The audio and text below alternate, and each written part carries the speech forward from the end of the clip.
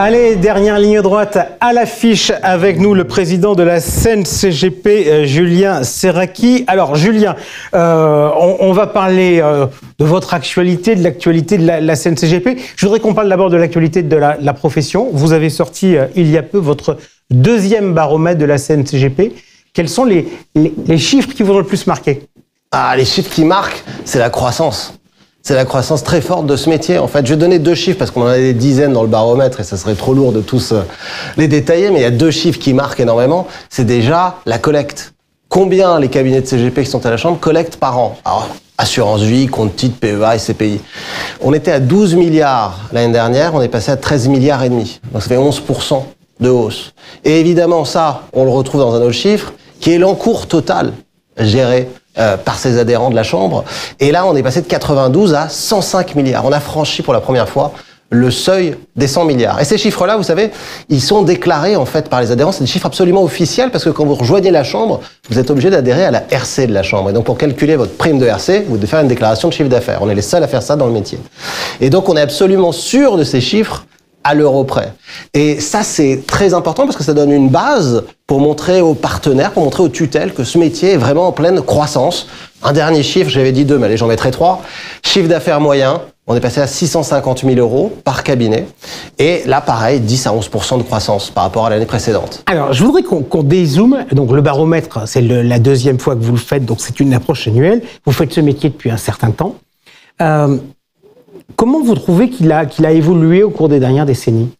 Déjà, je trouve que le premier point marquant, c'est de dire à quel point ce métier est devenu connu. Il y a 10 ans, quand j'allais dans un dîner en ville et que je disais que j'étais conseiller en gestion de patrimoine, on croyait que je travaillais au ministère de la Culture.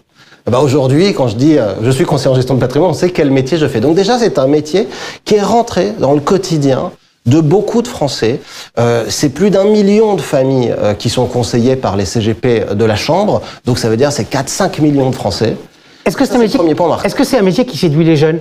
Vous qui enseignez, est-ce que vous voyez, on va dire, il y a un peu un match, CGP, banque privée, ou est-ce que les jeunes aujourd'hui ont envie d'aller bosser quand ils font des études dans le secteur? Alors là, pareil, quand j'ai fait, moi, mon Master 2 de gestion de patrimoine, tout le monde allait travailler en banque privée.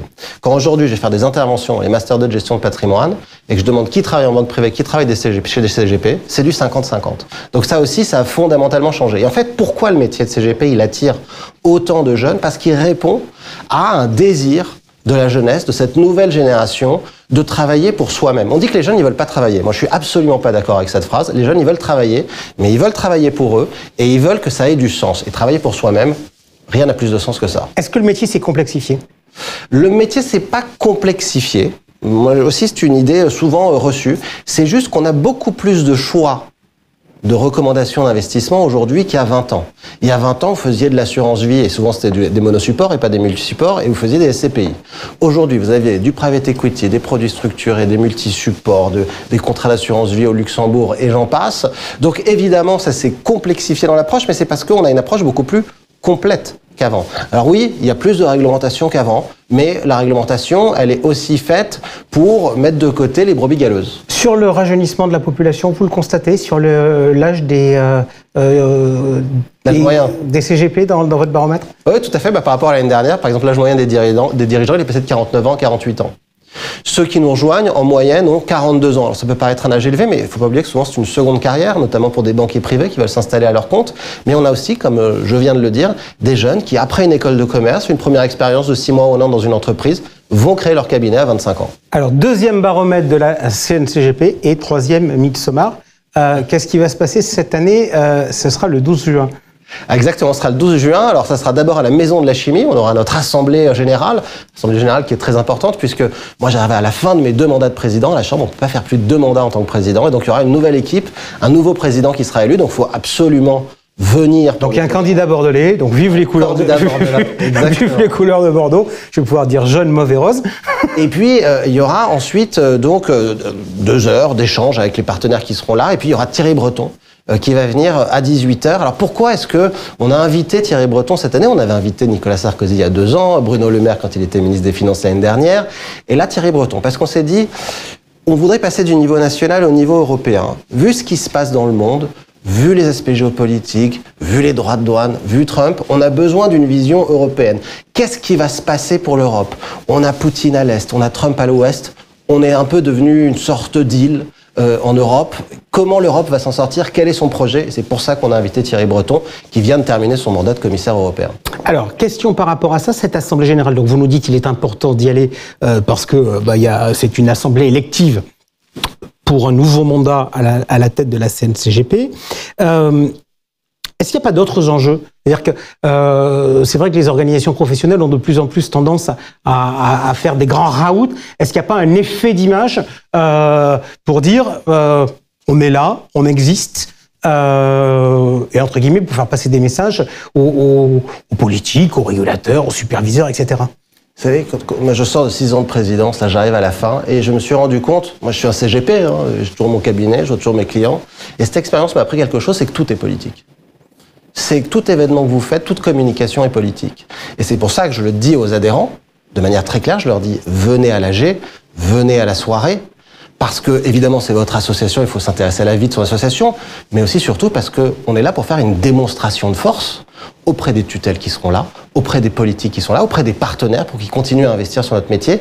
Il faut montrer qu'on est nombreux. Donc quand vous venez à l'Assemblée Générale, quand vous venez au Midsommar, vous défendez les intérêts de votre profession et donc vous défendez les intérêts de votre cabinet et donc vos propres intérêts. Ok, première partie, donc on bosse, Assemblée Générale, échange avec les partenaires et on va débattre, on va échanger avec Thierry Breton, qui n'est pas un homme qui n'a pas sa langue dans sa poche. Alors, donc, je l'ai vu il y a quelques jours et effectivement, il n'est pas langue de bois du tout, Thierry Breton. Deuxième partie de la soirée. Deuxième partie, donc 5 minutes à pied de la Maison de la Chimie, on va, alors là, émerveillement des yeux, au musée Rodin. Plus grand jardin privé de Paris. C'est l'endroit, à mon avis, le plus chiquissime de Paris, d'ailleurs. Et très régulièrement, il est privatisé par les plus grandes marques de luxe pour y faire tout un tas d'événements. C'est la première fois que des CGP ont fait un événement là-bas. Et on réserve des surprises, parce que c'est un peu notre spécialité. Ça l'est devenu depuis 2 ans, de faire des surprises qui laissent des très grands souvenirs, et notamment pas mal de surprises autour de la sculpture. Vous allez peut-être repartir avec des sculptures à votre effigie. Bien. Si je vous demande d'être un penseur, quel bilan vous faites de vos 2 mandats? Alors, je vais pas prendre la pause. Le bilan que je fais, c'est en fait la Chambre, elle a doublé de taille. On a 2 fois plus de permanents, 2 fois plus de budget. On vient de prendre des grands bureaux. Mais c'est évidemment parce qu'on accompagne en fait la croissance d'un métier. Et je dis souvent, on est dans l'âge d'or du métier de CGP. Parce que finalement, le cœur de notre clientèle, la clientèle patrimoniale, elle est encore beaucoup dans la banque de détail, même pas dans la banque privée. Et dans la banque de détail, plus personne ne connaît son banquier, plus personne n'a de service. Et donc, il est très facile d'acquérir de nouveaux clients. Donc, on est en fait au début de cet âge d'or. Alors, début de l'âge d'or, justement, l'avenir, vous pensez que le mouvement, il va bouger comment? Parce qu'on voit bien ce qui est en train de se passer dans le secteur bancaire, avec des autorités qui veulent que les banques gagnent plus d'argent, que la contrepartie de gagner plus d'argent, c'est d'avoir moins d'agences, donc moins de proximité. Vous dites, c'est l'âge d'or ou c'est le début de l'âge d'or? Alors, c'est le début de l'âge d'or parce qu'en fait, on va connaître un phénomène qu'on ne voit qu'une fois par siècle. C'est, au XXe siècle, vous avez eu la bancarisation. Avant, au XIXe siècle, très peu de gens avaient des comptes en banque. Au XXe siècle, tout le monde s'est mis à avoir des comptes en banque. Au XXIe, ça va être le siècle de la débancarisation. Qu'est-ce qui va se passer? Vous allez garder votre carte bleue, votre chéquier et puis votre emprunt auprès de votre banque.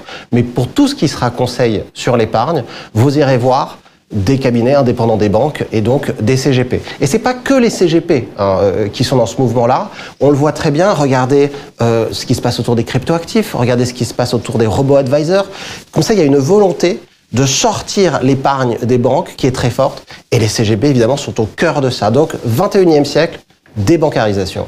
Merci beaucoup, Julien Serracchi, d'avoir été avec nous. Donc, on se retrouve le 12, donc, à la Maison de la Chimie pour l'Assemblée Générale et Thierry Breton. Et ensuite, au Musée Rodin. Merci à vous d'avoir été avec nous pour cette longue émission patrimoniale. On se retrouve le mois prochain, ce sera le 2 juillet, avec un débat qui portera sur le thème que nous n'avons pas abordé aujourd'hui, comme quoi les choses sont bien faites. Il sera question de SCPI. Salut, ciao.